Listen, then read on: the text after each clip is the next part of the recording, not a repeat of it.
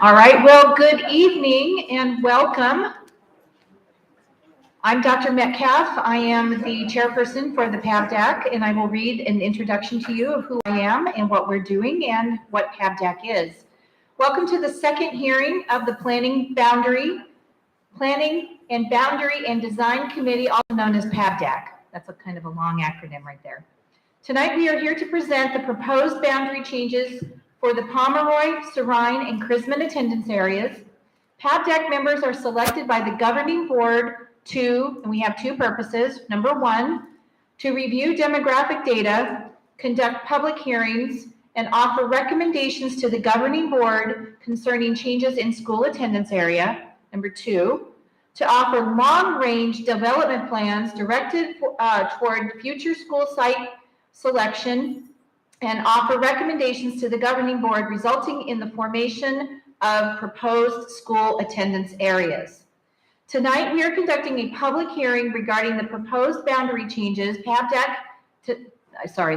a period there. PABDAC is here to listen to your comments, and staff will answer your questions. We will use your feedback to inform our decision about the recommendation we will present to the governing board regarding the boundary changes. Introductions. I am going to ask the members of PABDAC to introduce themselves, and then the staff in attendance will also introduce themselves. As I mentioned, I am Dr. Laura Metcalf, and I am the chairperson for the Mesa Public Schools PABDAC committee.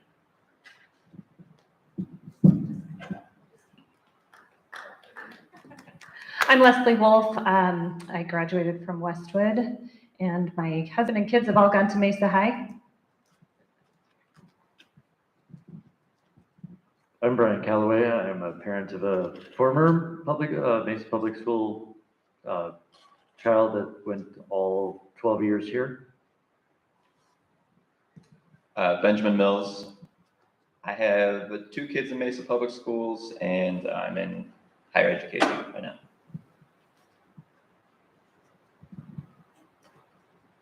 Adam Brown. I'm a Mesa Public School graduate, and I have kids at Carson and Emerson.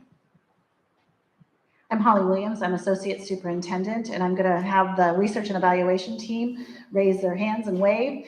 They are here to record your questions and answers that we give and help us inform our decisions.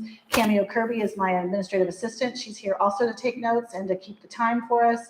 I see in the back we have Principal Jen Fields. Thanks for being here, and Principal Andrea Erickson. So thank you for being here tonight. I'm Scott Thompson. I'm Assistant Superintendent of Business and Support Services, so I'm in charge of the logistics of food service, transportation, and things of that nature. Hi, my name is Monica Mesa. I'm the Assistant Superintendent for East Elementary Schools.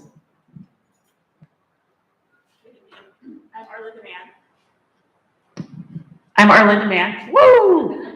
I am the Assistant Superintendent for West Elementary Schools, so everything west of Gilbert Road. So I have the honor of working both with Sirrine and Pomeroy. All right, and I forgot to mention, I am also a Westwood High School graduate, lived in Mesa my whole life, and my son graduated from Mountain View High School. So let me go ahead and discuss the procedures that we are going to be working through this evening. If you have comments or questions, please use the QR code or see Mrs. Kirby to sign up to speak. I will call on individuals in the order they signed up. Each speaker will have 3 minutes to share their feedback or ask any questions. Mrs. Kirby will ring a bell at the 2-minute mark. Thank you, Mrs. Kirby. That was outstanding. And ring it twice. There you are, to indicate that your time is up. We will attempt to answer questions as we go. So if your question is answered and you do not need to speak, just indicate that when I call your name.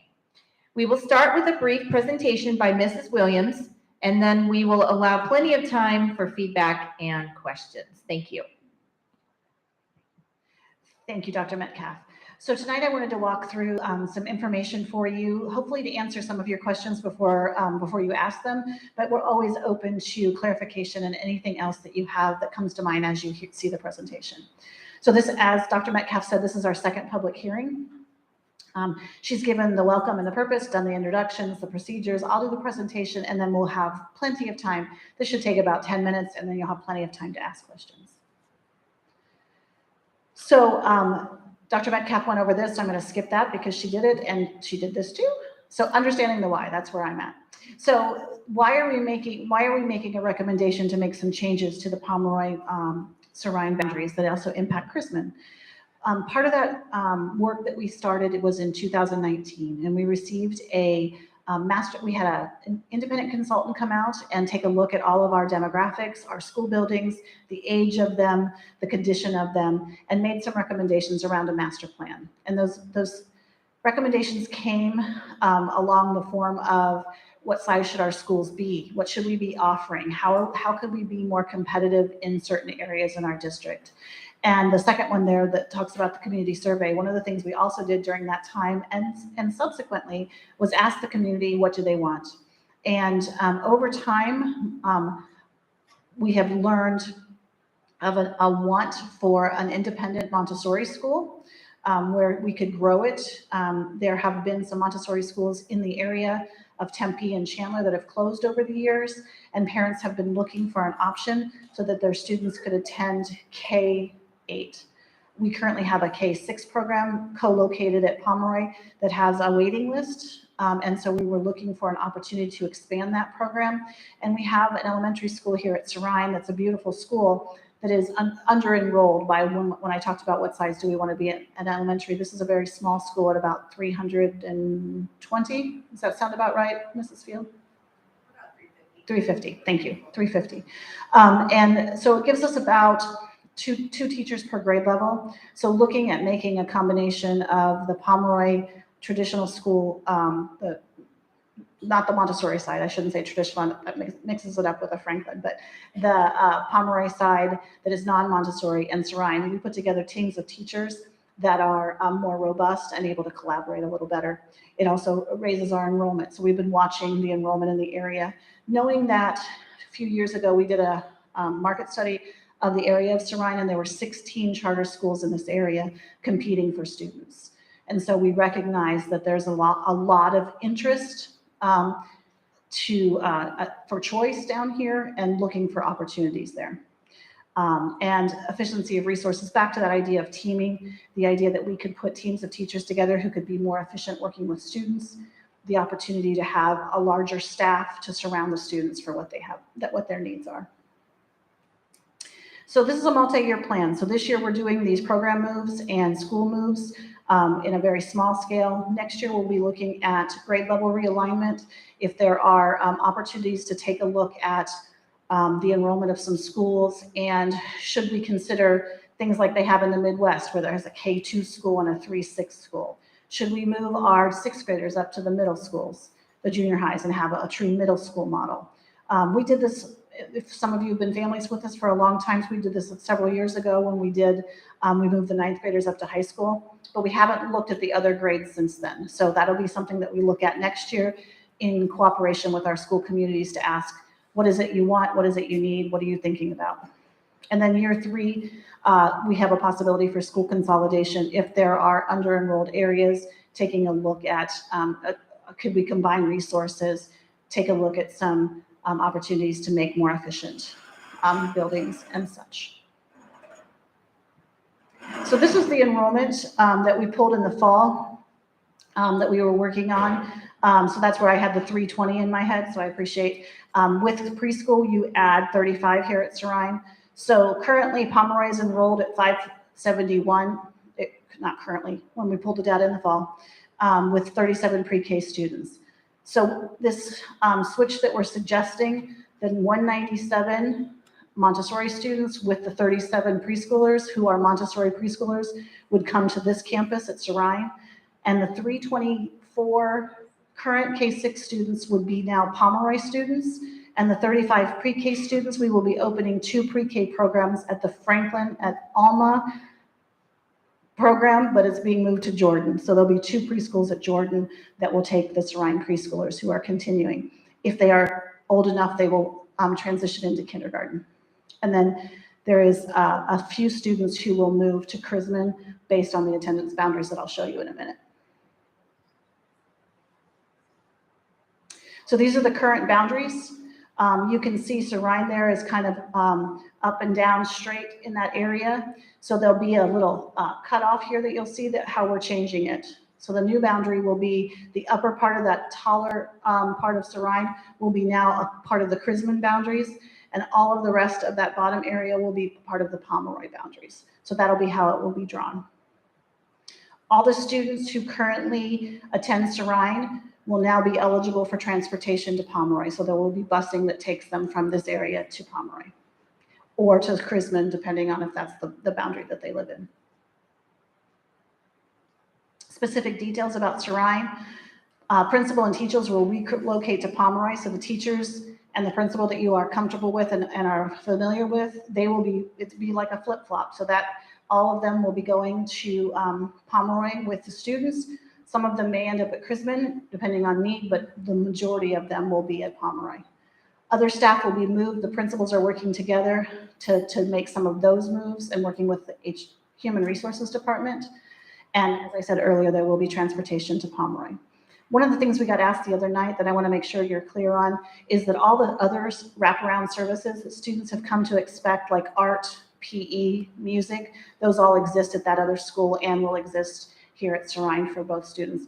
Elementary students in our district have a great opportunity for enrichment through those kinds of programs, and we believe that needs to happen at all of our schools. So that will be continued. So those kind of things will continue. The details for Pomeroy, again, it will be a flip. We will move the staff, and the transportation to Sirrine will be limited to the people who currently attend Pomeroy in the Montessori program. So they will have access to transportation to here at Sirrine. I don't remember. Oh, I was transportation boundaries. Thank you. I couldn't remember why I put this in. I did add a couple of pictures so you could see what Pomeroy looks like.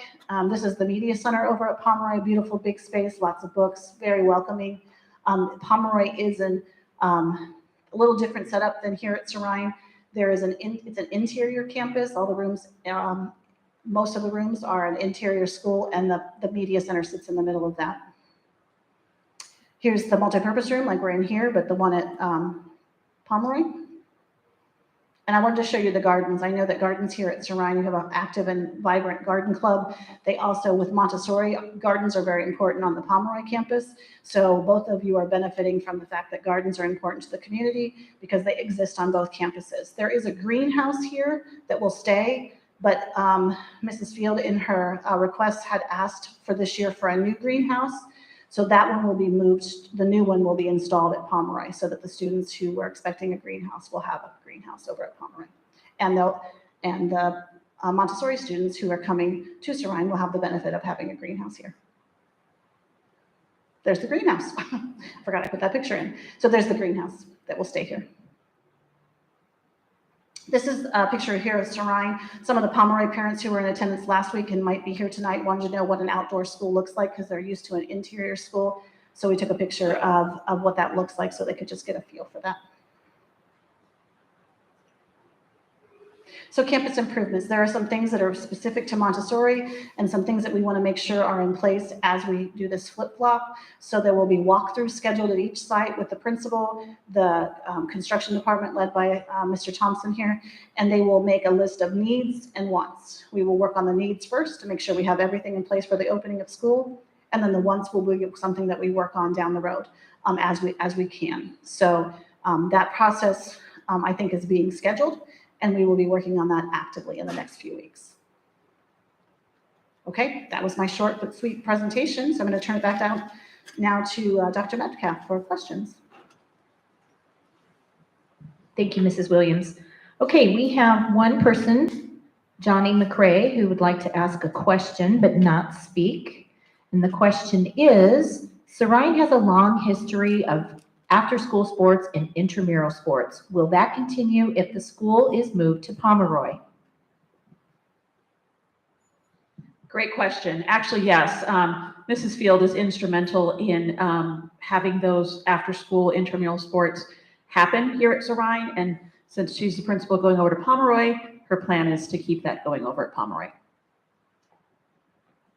Thank you. We have Rohana Green who would like to speak. So if you would like to take a step up to the microphone and go ahead and ask your question. I don't have any questions at this point. I do want to provide feedback. I have Let's turn your mic on. Hi, sorry about that. I don't have any questions at this point. I'm trying to absorb the information. I just wanted to provide feedback. I have 2 children that currently attend this school, and I have 2 children that I was hoping to attend this school. I'm frustrated and concerned about this proposal. I'm concerned about consolidating 2 schools into one, frankly. I think one of the strengths of Sirrine is having a smaller student body. The people here know my children, and they don't fall through the cracks here. And I'm sorry, but I'm concerned that if they go to a larger student body, that there is potential that they're just going to be a number. And this is a school, and the experiences here is that they are people, they are children, they are developing. They are not just a number. But that's all that I have for right now. Thank you.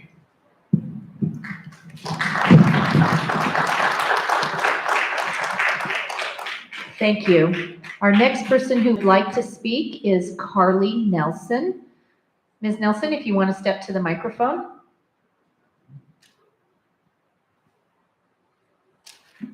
Hi, I am personally ecstatic. My kids are currently at a charter school, and I'm over the moon that you guys would create a system where they can have Montessori opportunities in the public system. I also had the question about pre-K tuition and cost, and also if you're in the area of this school, if you have priority to get into the Montessori school, because I know they're filling up pretty quickly. So just those questions. So do you want to talk about the process to, if you are in this area that you'd like to attend the Montessori, how that will work? Hi, I'm Andrea Erickson. So at this time, we are waiting to see what the enrollment's going to look like from Sirrine, and parents that are in here or in this area and currently attending a charter school or a private school. But yes, we are wanting to put a priority on the community that's right here with us, because we're super excited about being part of this community. I know that you guys do so many wonderful things. We want to continue that. So we want to make sure that there are people in the surrounding area that are wanting to be involved. So great question. So Montessori's free, K through 6. It is, I believe, $750 all day preschool per month. Great. Yeah. Thank you. So $650 per month, and I heard $750 per month. And also, was there a toddler program you guys were toying with? I'm working with my supervisors to put together the first ever toddler program at a public school in Arizona. So we're super excited about that. And I thank these guys for helping me figure it out. So Is that tuition wise? that is too, we have not figured out the tuition yet on that. Great, thank you. Other questions, sorry. Piggybacking the comment about the sports that were here transferring, does Montessori offer anything like that after school? Do they have any kind of program like that? So we don't, so Pomeroy is both traditional and Montessori. So currently we offer it for both schools. We don't know what that will look like yet, but we do have a huge Explore program that will occur here. Half of that program is Montessori students. So that will be here. We also offer clubs, chess, that's a fee, but we offer chess, rock club, musical instruments clubs, those kinds of things currently. Okay, so many questions. And the other question is, as far as space for parent volunteers and in the garden and different spaces, my master's is in adventure education and I'd love to participate and give my time. Is that something you guys are open to? We are already doing it. We actually have a gardening person that teaches lessons to our kids, and we have parents that come in and volunteer. You saw one garden. We have 3 more that are 3 times as big. So we kind of have a farm to table. Great. So that's an situation organized going on. effort that's continuing. Yep. With parent volunteers. Thank you. Yeah, thanks. She raised a really great question that I neglected to say. If Sirrine parents who currently attend Sirrine want to transfer to Pomeroy, transportation will be available. But if you are interested in staying here in the Montessori program, I would encourage you to attend one of the information sessions to learn more about it. And that is always an option. We are looking to grow it. So if that's what you prefer to do, that's an option for you and your families. So thank you for the question, because that reminded me to say that.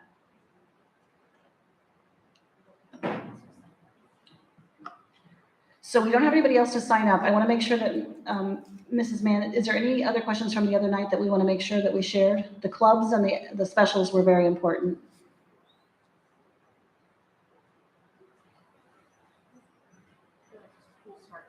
Oh, thank you. Some people online have been asking us about the start times. They will stay the same. So whatever the start time is here, and I think they're both the same time, right? You're both early schools. Those for next year will stay the same. The other question we got the other night was about the 7-8 Montessori program. That will not be opening for next year. That will be in planning next year and will open the following year. Mrs. Field, did I forget anything? Mrs. Erickson, anything else I want to add? Okay, we don't have anybody else. Oh, maybe somebody's signing in now. I see somebody.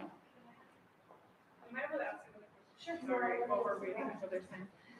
If you have a student that's currently here in the preschool program, like the IEP, early development for speech or whatnot, do they have to transfer to Pomeroy, or can they be in the Montessori program for pre-K? I think you would have to have a conversation with your IEP team to see if the needs could be met. So I don't want to answer that without the team being involved. Okay, thank you. All right, we have Amy Villa, who has a question. She does not want to speak. Her question is, will the Explorer program be at Pomeroy or at Sirrine?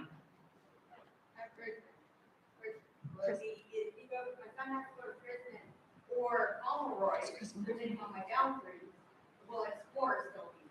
So Explorer is always based on enrollment. Currently, Pomeroy has a very large Explorer program, and Chrisman has one too. And we anticipate there being enough families interested in having one here that we will actually have an Explorer program at all 3 schools, Chrisman, Pomeroy, and Sirrine. But it's all based on enrollment. So if not enough students sign up, then they would make a different decision. But right now, we're projecting that there will be plenty of students. All right. Chris Hatch would like to speak.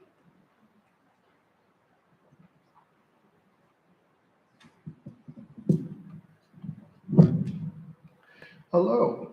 I would like to voice my opinion against this boundary change. I have worked at a school district before. I've seen changes like this happen, and they're always budget minded. So there's something going on that is not being publicly put out here to all of us to make a properly informed decision about this boundary change. In my experience from when it's happened at a previous school district, it goes over, but money gets split so thin, teachers getting moved back and forth. It doesn't create the best ongoing environment for the children and for the staff moving forward. And it looks great now, and it looks even better because this is a whole Montessori thing going on to push it forward. But what else is going on behind that change is what I don't know about. And there's not enough information for me to make a decision to say, yes, this is a good thing.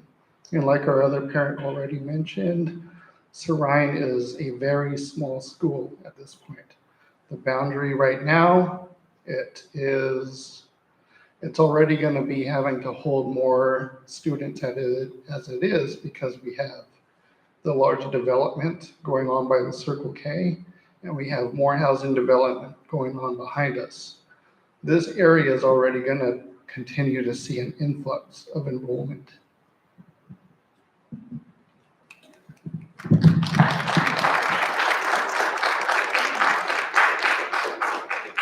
Thank you for your question. I'm also in charge of the finances. Trying to think best how to answer this. Does a district have a fiduciary responsibility to address the fact that we have a a school district that was built for 75,000 students and now has 58,000. Yes, that is absolutely true. Does that drive our decision-making? I think in the sense of saying that we're solely focused on the economics of a decision would not, is it influential in the conversation? Sure, but is not our sole consideration. As Mrs. Williams talked about, there is a size at which, I don't know how else to say this. It certainly seems interesting to have your students at a smaller school because of that personalized attention. We're hoping to bring that to all three of these schools, no matter what, but there is a economics of when a school gets to a certain size, it ceases to function in the best interest of those students, in the sense that we can't provide the staff, the number of adults and the number of resources that really benefit those students. And this school is approaching that size. So this change is in an effort to address that, as well as provide opportunity for the community as opposed to taking away opportunity. As you saw on the slides, we have future conversations coming about grade leveling and the possible consolidation of schools. And that is not what is happening here. What we are trying to do is keep all of our schools in this area open by rearranging what they offer and how they offer it. And I think that's the best way to answer it. This is not a solely designed to save a buck decision. This is trying to adjust to the realities that are happening around us in this community. Thank you.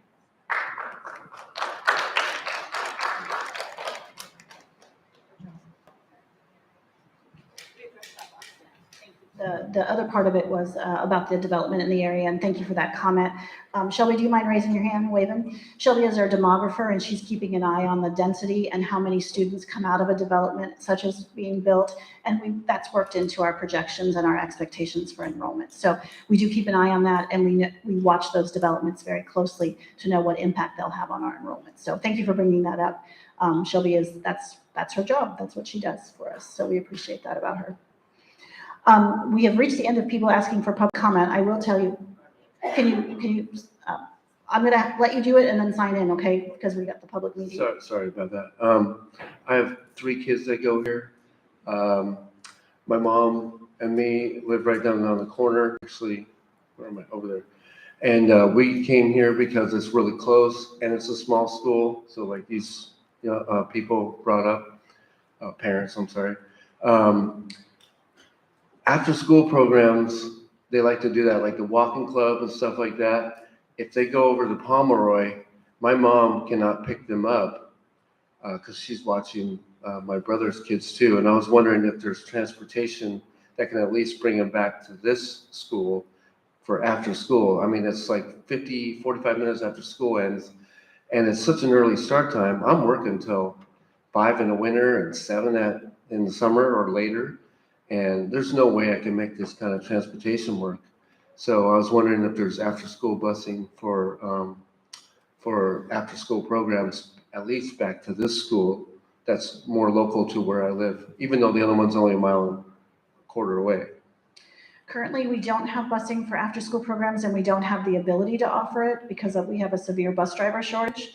If that should magically change, we would love to be able to do things like that, but currently we are unable to do that.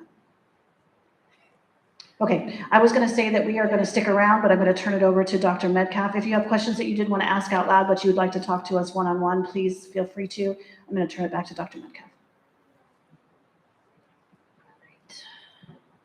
All right, so we have reached the end of our evening as far as the comments and the questions have gone. Thank you so much for attending this evening. Your questions and feedback are very important to this process, and we appreciate each of you for taking the time to join us this evening and to choose to ask a question or to comment.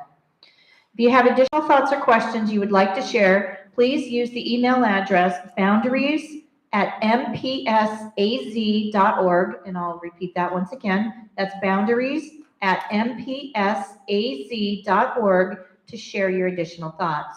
We anticipate taking our recommendation to the governing board at the February 7th meeting. This second hearing is adjourned.